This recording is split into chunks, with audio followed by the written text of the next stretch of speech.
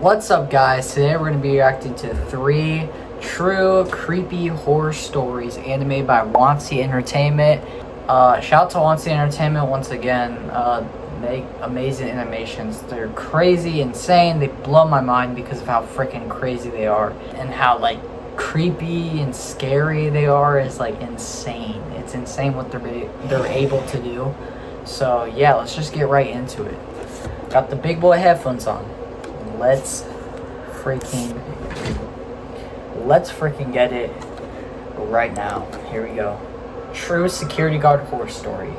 My name is Jasper. I'm a Dutch guy in my mid-20s, and I've been working as a security guard for about 3 years now. After being an event security officer for about 2 years, I started working for a security company that handled other kinds of jobs, including night shifts at places not related to events, and providing security at a few campgrounds. Since I worked a lot for this company and they grew to trust me, despite being a relatively new colleague, they asked me if I wanted to take on a job at one of these campgrounds, as it would provide a lot of hours. I agreed, thinking it would be a good opportunity to earn extra money and gain experience. Security is something I'm really passionate about. The work days and hours were long. I often worked 6 or 7 days a week, always in the evening from 8 p.m. to 3, 4, or sometimes even 5 a.m. For the sake of the story, I'll fast forward a bit. Quite a few things happened during that time, such as drunk guests, a man overdosing in his caravan, and even a woman having a schizophrenic episode in the middle of the night. In any case, none of those events stood out compared to what I'm about to tell you. The campground was large, and I was given a bicycle to get around more easily. One of my primary tasks was to patrol the grounds, since there was a curfew after 10 p.m., after which kids and teens weren't allowed to wander outside their tents or hang around playgrounds. While I built a pretty good rapport with the younger crowd, they were still kids, and they didn't really follow the rules. This led to the manager of the campground and my supervisor expanding my duties. Behind the campground, there was a forest with a large outdoor theater where music events were occasionally held. While it technically wasn't part of the campground, the kids would often go there at night and gather behind the stage. This was illegal, since you're not allowed to be in forests after sunset in the Netherlands, and it also violated the campground's curfew rules. So I was assigned to check the forest and the theater during my patrols. Now, I'm a big guy, about 6'5", and well-trained in self-defense, so a pitch-black forest didn't really scare me. What the frick is that? I had caught kids out there plenty of times by sneaking up on them. Of course, to do that, it's important to stay quiet and low, which meant I didn't use my flashlight most of the time. One night, while patrolling as usual, I went into the forest to check it out. If you were really quiet, you could sometimes hear kids sneaking around the theater, laughing in the distance. That was the case this night, too. I sighed, thinking they still hadn't learned their lesson, even after multiple warnings and the manager threatening to kick them out. I biked to the edge of the campground where the lights and paved paths ended. I could hear whispering and quiet laughter in the distance, so I parked my bike and moved into the forest without my flashlight, staying as quiet as possible. When I reached the theater, nobody was there. I turned on my flashlight to make sure they weren't hiding, since they had done that before, but I couldn't find anyone. The faint whispers continued, but now they were coming from another direction. I knew there was a watchtower further ahead with a bench underneath it. I had caught kids hanging out there before, so I figured that's where they went. I moved through the forest toward the tower and stood behind a tree, watching the bench. Again, nobody was there. At this point, I still wasn't creeped out. I figured they had spotted me and were messing with me. My last thought was that maybe they had climbed all the way up the tower. The whispers stopped. Then suddenly, I heard a young man scream from above me. I immediately turned on my flashlight and pointed it toward the high watchtower. That's when it happened. It all happened incredibly fast, yet I remember it like it was in slow motion. A cloud-like humanoid shape, a pitch-black silhouette, appeared to fall from the tower at an unnatural speed. I only caught a glimpse of it as it passed through the beam of my flashlight. It was upside down, like it had been thrown head first from the top. It landed just a few feet away from me with a loud thud. Then, silence. I froze, convinced I had just witnessed someone die right in front of me. I widened the beam of my flashlight and scanned the ground around the tower. There was nothing. No body, no sound, not even disturbed ground. My heart started pounding louder and louder as the forest grew completely still. At first, I thought I might have been hallucinating.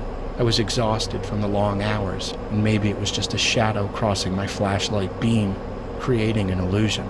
But that wouldn't explain the thud or the scream.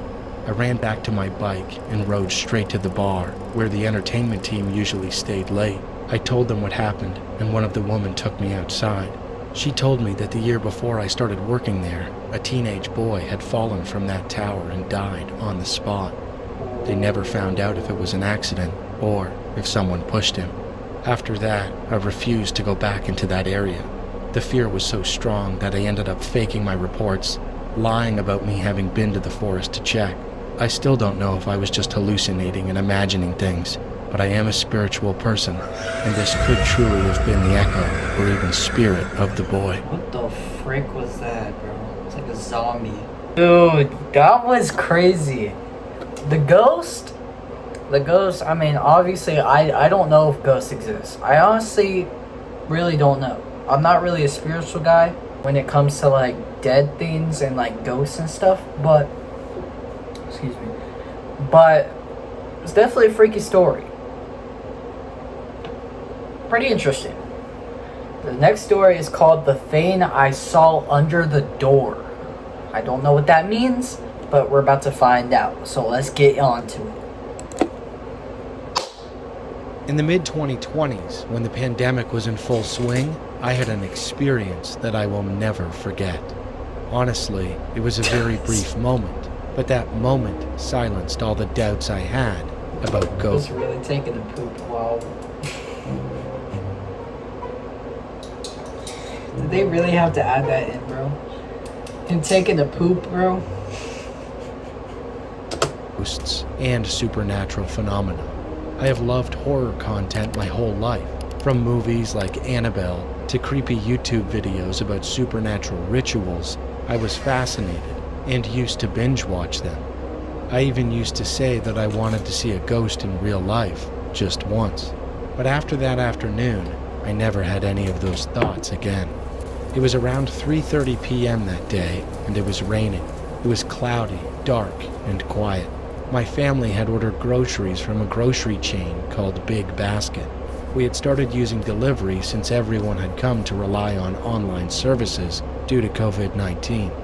Because of an address error, the delivery person told us to come out onto the street. My father went outside to pick it up and locked the front door. Only my mother and I were left at home. While my father was out and my mother was in the bathroom in the small bedroom, I went to the bathroom in the master bedroom to urinate. Due to health reasons caused by myasthenia gravis, I used to sit on the toilet to relieve myself. I was alone in the room and the door was unlocked. Sitting on the toilet, bored, I bent over slightly and peered under the bathroom door. Through the small gap, I could see the floor of the master bedroom. Suddenly, in an instant, I saw a gray cloth moving rapidly toward the small bed. It was a sight I had never seen. It was different from the color of any curtains or fabrics in the room. It wasn't a bed sheet either. Because of the height of the bed, I couldn't see the sheets through the gap. It also wasn't a mattress. It seemed like a stiff, thick piece of fabric, the kind you might see in a prison movie. I froze. I sat up straight, bewildered. Mom was in the bathroom in another room, and Dad wasn't home. Then, who or what was in the bedroom? With my heart pounding, I cautiously opened the door. There was no one there, and no cloth. I searched the entire room. I even called out to Mom several times. She only answered me much later. Dad finally got the groceries and came back inside. But that moment, that fleeting scene, came as a huge shock to me. To this day, no one believes me. They say it's just my imagination from watching horror movies. But I know what I saw, and that incident changed the way I think about ghosts forever. And I am still curious about what I saw that day.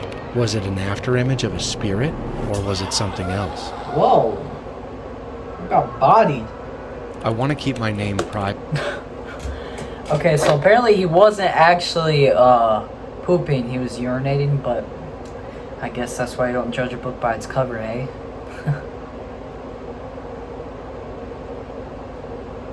Alright, the next story is called True School Bathroom Horror Story. lot to do with bathrooms today. I don't know what's going on, but hey, if it's a horror story, I'll take it. All right, let's get on to it. I want to keep my name private, so you can call me Crimson. I live in a small town, What's up, Crimson? and I've been watching your videos for over 2 years now. Honestly, I never thought I'd end up having a story of my own to submit. This happened about a week ago. It was the final exam day of my senior year in high school. For some reason, all the students from my school had to take the exams at a different school. That school wasn't very big, just one 4-story building, and each floor had its own bathroom. It was the very last exam, and during the test I drank a lot of water.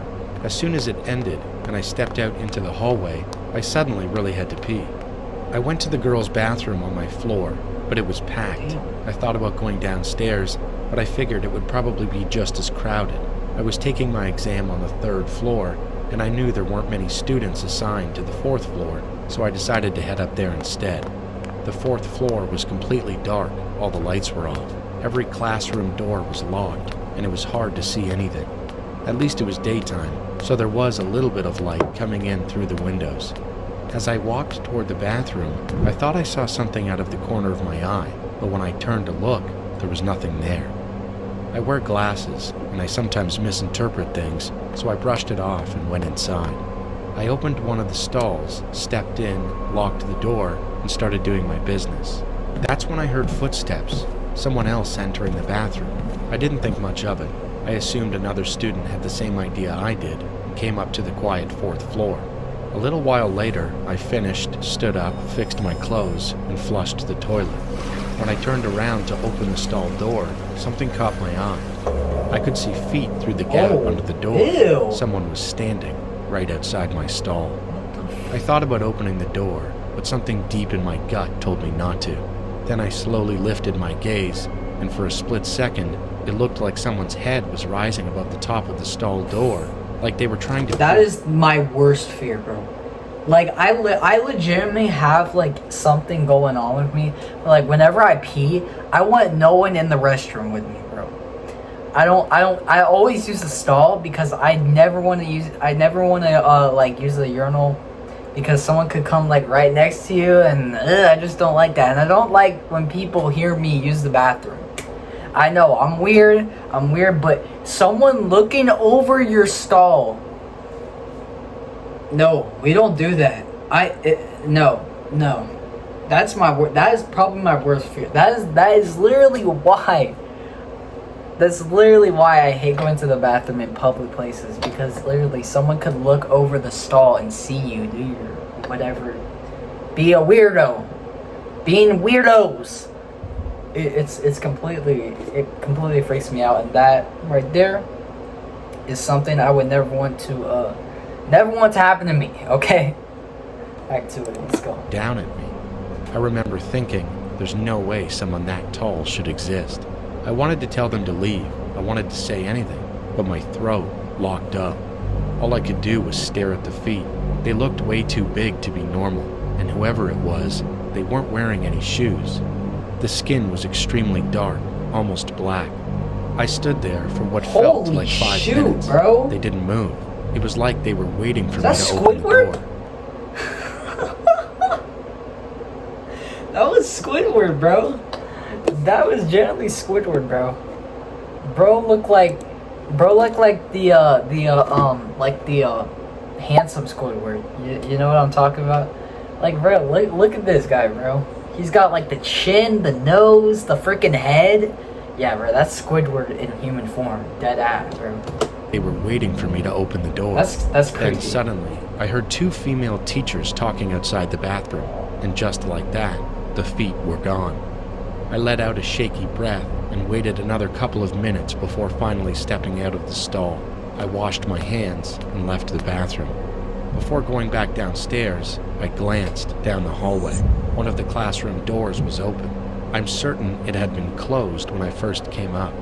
I decided not to think about it and went back down.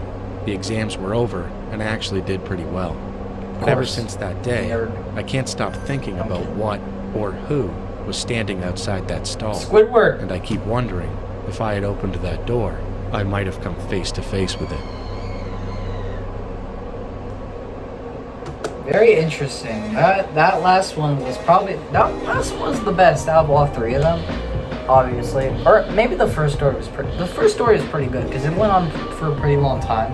But yeah, if you guys like this video, make sure you guys like this video. Like the video. If you like the video, then like the video down below and subscribe to the channel. Obviously, yeah, this was a very good very good video. Yeah, again, Wansee Entertainment, go check them out. They actually do reanimate people's horror stories. Like, Wansee Entertainment gets sent horror stories from people, like their subscribers, and they basically animate them. And I find that very impressive, and I absolutely respect that. So please, again, go check them out. Link in the description for the original video and their channel, because why not? Anyway, I hope to see you guys in the next video, and peace. Goodbye.